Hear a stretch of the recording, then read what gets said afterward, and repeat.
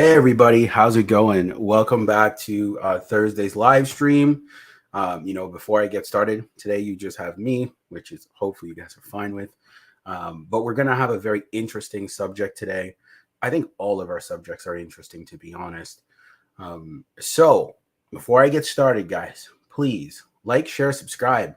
We're trying to take the podcast to the next level. We feel that this type of information needs to get out there, needs to get to the audiences because it will help them date better. And I think, especially with today's topic, it's something that I struggled with, right? And I think that's why a lot of my relationships failed because of it. And I was never really able to have the success that I wanted in a relationship. So, what we're going to talk about today, and I hope that people watching on YouTube or wherever it is you're watching us, right? And you're also going to be able to get the short clip version of it as well, right? Where you guys can watch it on all of our other social media platforms, is why your partner doesn't respect you. A lot of times we get into a relationship, the respect falls off. The respect that was once there is now gone, or it's fading. And you're sitting there wondering why. And on this live stream, I want to tell you why. It's because it wasn't maintained. A lot of times when we get into a relationship, we get very comfortable, right? And with that comfort, now what happens is lines start to become crossed, right? Certain behaviors start to become very acceptable. Yelling, swearing, belittling, berating, all types of malicious behavior starts to become very acceptable. And a lot of the time, sometimes it's not corrected. And I think that's why your partner doesn't respect you, because their negative or bad behavior is never told, hey, this is really unacceptable. I can't really do this, and have a conversation about it. Now, if your partner is malicious and they're not very receptive to you coming to them in a very positive way, maybe you need to question about why you're staying in the relationship. That's what I would say. I would reevaluate why you pick this person. Did you pick them just because they make you feel good, but they weren't good for you? And I would evaluate a lot of those contexts, because I'm also going to throw my own self in here with stories that I've heard as well. So this will be a very interesting story live, is that I've been in relationships where I tolerated a lot of disrespect, sorry. You know what I mean? I would let myself be called negative names. We can't say them because of YouTube. But I would let myself be called negative names. I wouldn't say anything. I would let very malicious behavior go by. So, let's say her being friends with an ex, I would be like, yeah, that's no problem. Like, you know what I mean? I would totally be okay with it. And in my mind, I was like, what? You know what I mean? And I couldn't. Bro, what are you talking about, man? I couldn't comprehend it all, right? Of why I was allowing this behavior. It's also because I didn't respect myself. I had zero respect for myself. So if you have zero respect for yourself, how can you expect it from someone else? You can't. And that's where you're going to lose out. So I really think the reason why, it's a combination of things why your partner doesn't respect you. But I would say the first one is because you don't, and I don't want to say this in a mean and malicious way, but you don't enforce your boundaries. I'm not talking like a prison warden or like a judge or like wherever, where you're like, you need to respect me. Like, that doesn't come across and helpful either, right? And I think if we were to like put it in a contextual way, and that's why we give amazing examples on this podcast, where you would say to the person, hey, look, that one time, like, let's say it happens within the day, because you should never bring up things from the past and bring them into the future. So let's say you said, hey, earlier on the evening when you were fighting and you called me a B, I'm sure you guys can spell. BITC. I didn't really appreciate that. And that's not the type of relationship that I want to be in. I want to understand what provoked you to use that type of language towards me. Right. And it's those things that are going to help the person understand to say, ooh, maybe I do need to reflect. Because some people in the moment get very angry. They get very frustrated. And again, it's understandable, but you should never use malicious language. Never. And those are healthier ways to kind of grow your relationship. Now, as I said, if you come to a person like that and you talk to them and you say, hey, I don't like it when you did this, and they are very dismissive of your feelings. That's why this podcast can get interesting. And they're very dismissive of your feelings. Now you have even a bigger problem than you had before, right? Because now you've come to this person in love and they've been very dismissive of how you feel. So that's a whole nother thing that you might need to explore within the relationship to say, whoa, like it's bad enough that they called me a BIT, but they're also dismissing like how this moment made me feel. Now it's like, okay, you know what? I don't know if I need to stay in this relationship. And it's a lot tougher when you're in a marriage because you guys have contextual things together. You guys have kids, house, all of these things that you need to look at. So I want to try to break down how to get the respect back, right? Especially if it's a healthy partner. Let's talk about it from a healthy partner because a lot of times people will use extremes. So let's talk about it if you picked a good partner, right? How to get the respect back is figuring out where the respect was lost first. Maybe your lives got too busy. Maybe you got caught up with the kids. Maybe you got caught up with work. Maybe just whatever happened in life. And you say, okay, how can we get it back? Maybe we need to start doing date nights again. Maybe we need to start evaluating our principles together as a couple, right? Not individually, but as a couple. And to figure out why you guys fell off and how you can get back. Because it's not about going back to how it was. It's never going to be that way. But what I mean is going back to respect and the relationship evolving into a newer form, right? Because a relationship should always evolve. After every argument and fight, the relationship should never stay the same. It should evolve to something better. And I think that is the most important thing going forward, is evolving to a newer form of where the relationship can be functional. So I would say that's step one. Maybe date nights, maybe sitting down together and, figuring out where you guys fell off. Step two, and I would make it fun with your partner. I would break out a piece of paper and I'd write these things down. So with your partner, what I would also do is sit down and say, what are non-negotiables for you? Like, what is something that if the line is crossed, we need to have a conversation about it. We need to talk about it. Now, that could be, if you swear at me, we need to have a conversation about it. If you belittle me, conversation. Or if you ignore, like, let's say like a text for a day, or like the person's trying to be genuine just by asking you like, hey, what do you want for dinner? I want to be there for you, whatever the situation is. And there's a lot of distancing. Okay, we need to have a conversation. Now, if you're with a healthy partner, they're going to meet you in the middle and say, okay, I can do this. I can totally fulfill this type of need. Or they're going to be dismissive, and then the relationship changes and you guys might break up. But we're talking about from a perspective of two people staying together. So with that being said, you have those two steps. So then now what I would do is take the piece of paper, you guys each keep a copy for yourselves. So whenever the relationship, as I said, hits those points, you have that paper on you to look at to say, oh, we're having a moment. Okay, I can't cross this line here of swearing and yelling, or I can't cross this line here. And I think Those are very useful tools.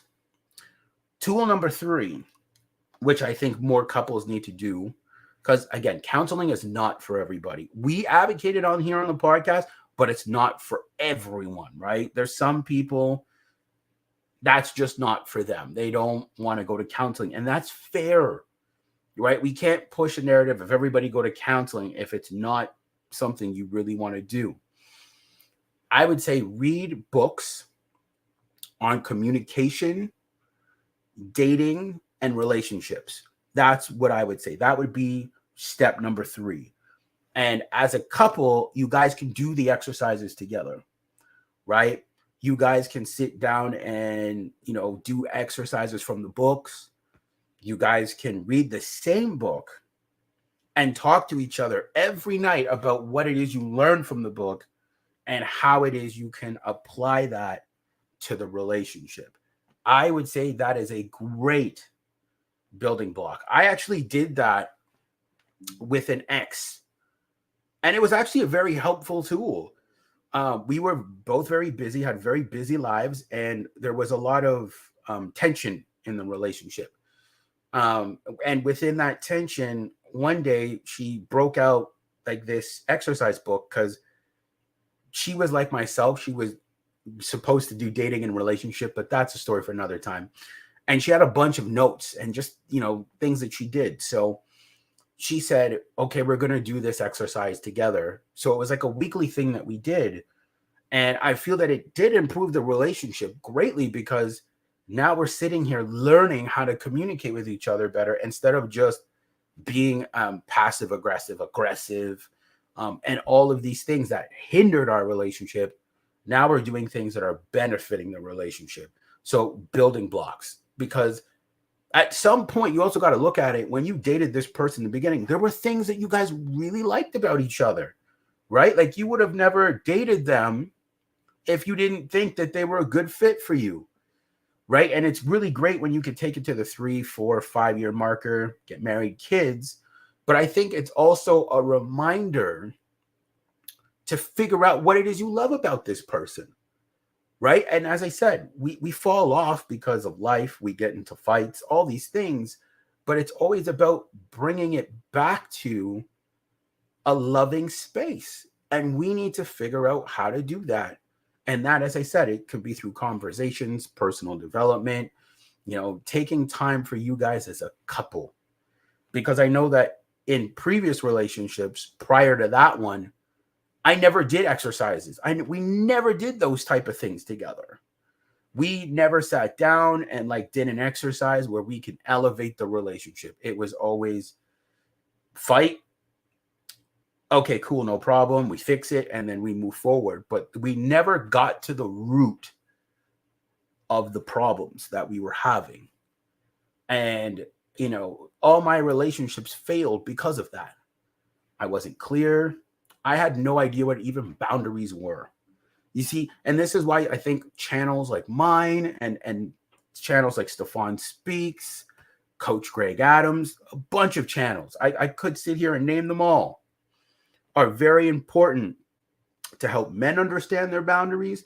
And there's channels out there to help women understand their boundaries, because that's where we're failing in the relationship. That is one small part that we are failing in, of not being able to not exert our boundaries, right? Because when you do that, that's like willfully, right? But being able to display our boundaries in very healthy and respectable ways, where the person's like, okay, doing this is going to make them feel some type of way. I shouldn't do this. And that's what we want to get back to. Hi, person that's in the live stream. Greatly appreciate it for people that are tuning in. So we have those 3 golden steps, I would say. Number 1, sit down, learn how to communicate, right? Learn to figure out, how did we fall off of the respect train, and get back onto it.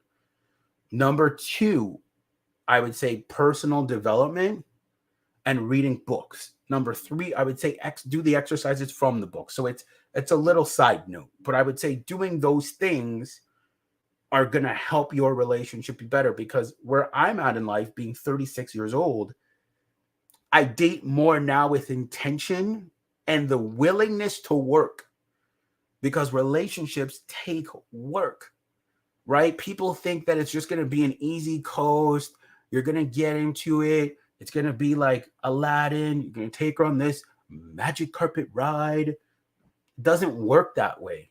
It's not based in any form of reality. So when you have this thought process and your relationship doesn't meet like your expectation of like this Disney movie that you have in your head, that's why you get angry, because it's not matching up with the vision that you have.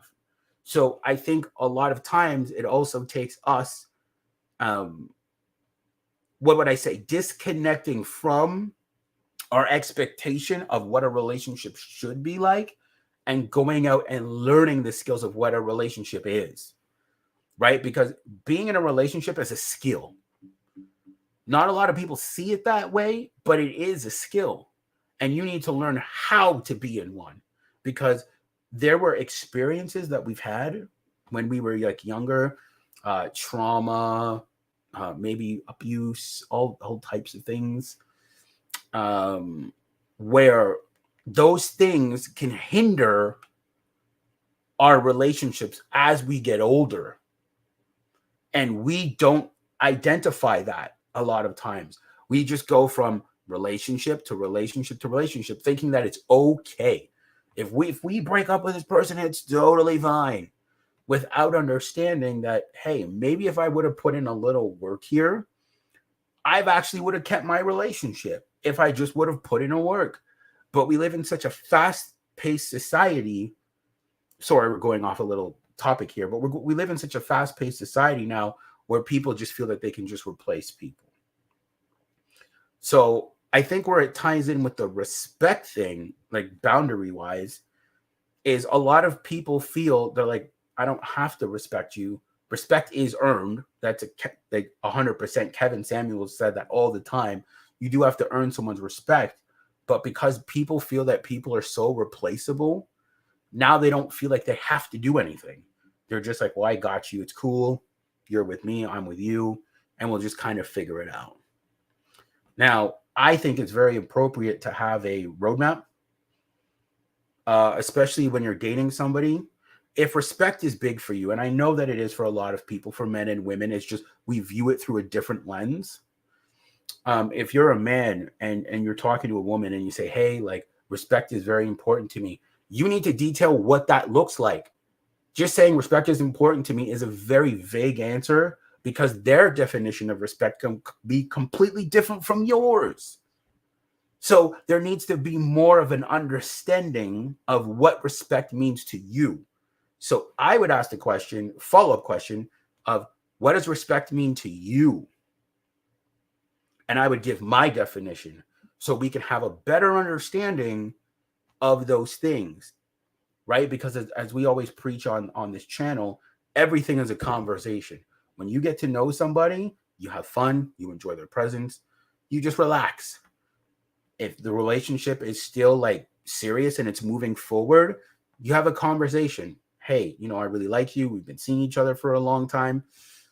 I think it's appropriate that we date, but before we date, we need to have a conversation about X, Y, and Z, right? And then talk about some things. And then if you guys are still on the same page after that conversation, then you get into the relationship part. So with that being said, I do want to add like my final thoughts on why people's partners don't respect them. I think it's also because they pick bad partners, right? And I've mentioned this on the live before, and I'm going to preach this till the day I die. They pick people who they saw the red flags from. They saw them during the dating stage, right? But they didn't care because it was more focused on them feeling good than actually saying, are they a good suitor? Are they good for my life? Do they fit into what it is I'm looking for? Right? And when you get into those type of relationships with those type of people, huge amount of disrespect comes because you've ignored the red flags. Now, I've grown and I've learned myself, I'm talking about me, that sometimes some people are really good at hiding them. You get into a relationship with them 3-4 years, the disrespect starts to show, and you know what I mean, things like that. Maybe there were some traumatic events within the relationship, because there are things that can happen in a relationship that are either traumatic to one person or both, right? So then the disrespect just started to dwindle down and die, which is also very sad. But it's understanding that nothing is ever lost, right? We can always get it back if we're willing to do the work, but also understand the focal points and the conversations that need to be had to get it back. Now, there's going to be some tough conversations, right? Now, when we have these conversations, they should never be malicious. You should never come in with malicious intent to like hurt somebody emotionally, right? Like, you don't do this, this, and this, and I'm always doing this for you. And no, that is not the space for that. As I stated earlier, it should be calm, relaxing, reciprocating, but you could still be assertive to get your point across, to say, hey, like, look, I don't feel comfortable with this. How did we get here? What happened in the relationship for us to get to you telling me how much you love me and care about me, to now you using derogatory and mean words? You see what I'm saying? So there has to be that level of understanding when it comes to dealing with someone. And that's why I'm saying vetting somebody is so important. Picking partners or a partner that kind of views things the way you do, through the same lens. Now, guys and girls are never going to understand each other fully, but when it comes to principles and values, I think you guys can at least agree that you guys should deal with somebody that kind of sees the world through those lenses of the same principles and values that you do. So with that being said, guys, I just wanted to leave you with that, and understand that respect is never acceptable. I don't care if you love the person, they're your husband, they're your wife, they're whoever. Disrespect needs to be addressed. If it is not addressed, we know what happens. It drags on, right? And then now you feel like you're not in a relationship, right? You feel like you're alone. That's what it feels like. Because when the disrespect continues, now there's not affection, now there's not dinner dates, there's not intimacy, there's no bedroom fun. Now you feel alone in this relationship. You're stuck in it, and you want all those things because you want it to go back to how it used to be, and it can't. And then you're trying to figure out how to get it back to that, but then you never want to say anything because you're walking on eggshells. And this is something else I should talk about before I go. When you're in a relationship with someone, you should never have to feel like you have to walk on eggshells. You should never feel afraid. Because automatically, if you feel afraid to speak up because of how they'll react, because you've seen poor reactions in the past, you need to reevaluate why you picked them. Because a relationship should be a space where you can speak freely, where you can speak openly, and where you can speak comfortably. Not maliciously, comfortably. But if you're always like, well, I don't want to say anything because if I do, he'll get mad or she'll get mad. That's already right there. You need to analyze that being a problem in your relationship, because it shows that they are very reactive. They are very touchy. And again, being in a relationship is going to require certain conversations that are going to be uncomfortable, and they have to be able to handle that uncomfort. If they can't handle that uncomfort, it's like, why are you dating? Right? I didn't get into a relationship to want to walk on eggshells. So that is something for you to really process in your thought process and understand that those type of relationships are unhealthy, because then the disrespect just elevates. You cry and get upset. Either you're a guy or a girl, and you feel like you're stuck. So with all that being said, I greatly appreciate you guys plugging in the live stream. As I said, you're going to see some whole new stuff from us, some great stuff, coaching as well, which we can't wait to do for you guys. The coaching, the merch. Guys, building a brand, not an easy thing. Building subscribers on YouTube is very, very difficult. But I think if you have the right message, which I feel we do, because our intent here at Love and Relationships is to never be malicious, but to give people the proper tools and education that I didn't have to date. If I would have known this stuff like a long time ago, I probably would have made better choices in female partners, way better choices. But I didn't, right? So because I didn't have the proper tools, I didn't know any better. And because I didn't know any better, I dated carelessly. And when you date carelessly, you play with people's hearts and they play with yours. So with that being said, I greatly appreciate you guys tuning into the live stream. As I said, none of this stuff is possible without you guys. And I will see you guys on Friday.